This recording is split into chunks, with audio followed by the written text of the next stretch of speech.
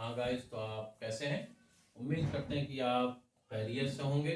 तो देखते हैं, आज आपके लिए हम लेकर आए हैं एनसीईआरटी का एक्सरसाइज 9.1 का क्वेश्चन नंबर 10, जो बहुत ही इम्पोर्टेंट है। और ये 2025 के लिए बोर्ड एग्जाम के लिए, चाहे यूपी बोर्ड हो या आपका आईसीएससी बोर्ड हो या आपका सीबीएसई बोर्ड हो, सबके लिए इम्पोर्टेंट है 2025 के एग्जाम के लिए, राइट। तो देखिए, यहाँ पे कहा गया है टू इक्वल हाइट्स के पोल हैं और इक्वल हाइट हमने दे रखी है ए बी और डी, जिसकी हाइट h है, और उनके बीच की डिस्टेंस दे रखी है बी डी बराबर 100 मीटर।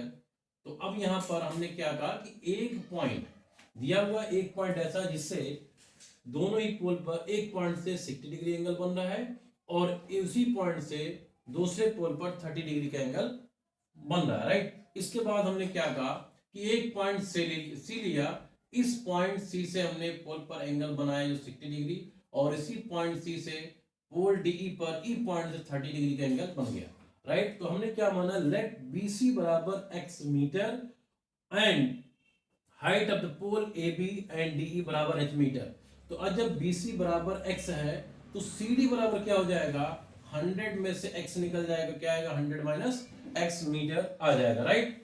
अब इसके बाद करना हमें कुछ नहीं है, सिर्फ लेना है now in triangle A B C में, और यहाँ परपेंडिकुलर और बेस का रिलेशन है और एंगल है, तो tan 60 डिग्री होगा, tan 60 बराबर A B upon B C होता है गाइस, राइट। तो tan 60 की वैल्यू कितनी होती है, √3 होती है।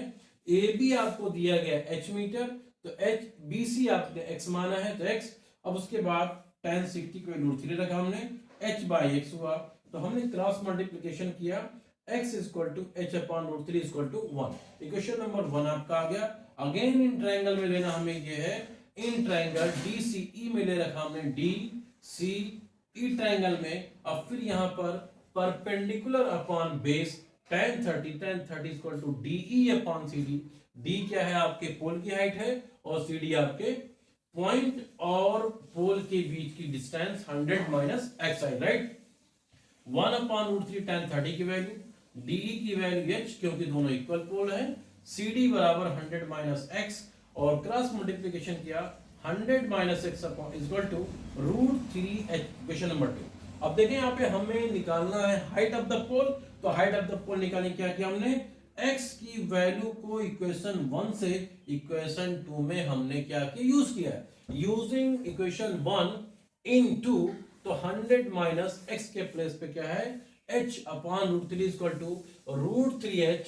तो √3h यहाँ पे आपका √3 एलसीएम हो जाएगा, √3h प्लस h अपॉन √3 एलसीएम लिया, तो यहाँ पे √3 मल्टीप्लिकेशन क्या हो जाएगा, 3h हो जाएगा, प्लस √3 से √3 कैंसिल आउट होता है, यहाँ पे h आ जाएगा, आ गया √3h plus h equal to क्या, 4h अपॉन √3 इक्वल टू 100। तो 4h से 4 से क्या काटेंगे 100 को, राइट। 4 1 जा 4, 425 जो होता है 100।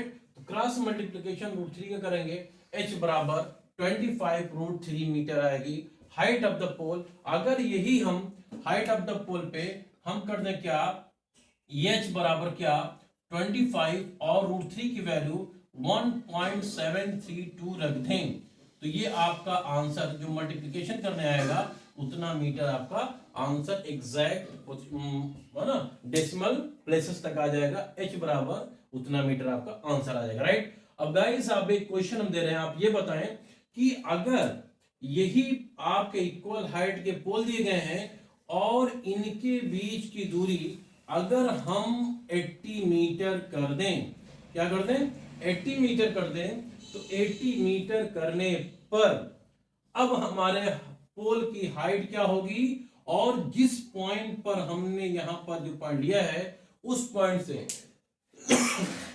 जो पोल करीब है वहां पे देखो 60 डिग्री का बन रहा है, तो उस पॉइंट से एक पोल की डिस्टेंस कितनी है, दूसरे पोल की डिस्टेंस कितनी है, भी एग्जाम में पूछा जा सकता है, राइट। तो यहां पर x की वैल्यू, h की वैल्यू जो आई है वो यहां पर हम क्या कर देंगे, पुट कर देंगे।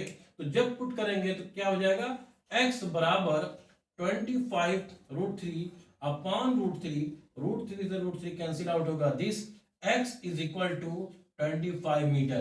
तो गाइस यहां से पॉइंट सी से जो एंगल ज्यादा बन रहा है उस पोल की डिस्टेंस कितना है 25 मीटर, और यहां से 25 मीटर घटाएंगे तो आपके अदर पोल की डिस्टेंस आ जाएगी 75 मीटर। तो इस तरह से ये आपका रहा आज का क्वेश्चन। तो हमारी वीडियो को देखने के लिए थैंक यू वेरी मच। अस्सलाम वालेकुम।